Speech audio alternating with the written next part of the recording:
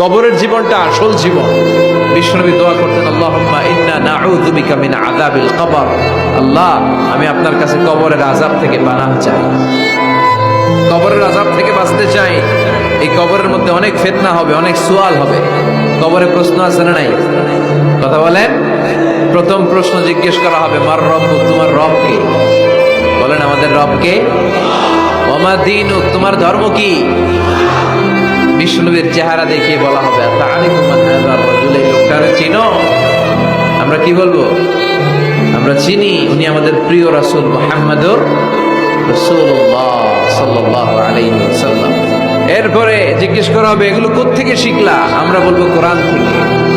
ফায়ুফসাহু লাহু কবরুহু ৭০ যিরাআন। সুন্দর সুন্দর উত্তর করতে পারলে আপনার কবরটারে ৭০ হাত লম্বা করে দেওয়া হবে। ইফতাহু লাহু বাবুন ইলাল জান্নাহ, জান্নাতের দিকে একটা দরজা লাগিয়ে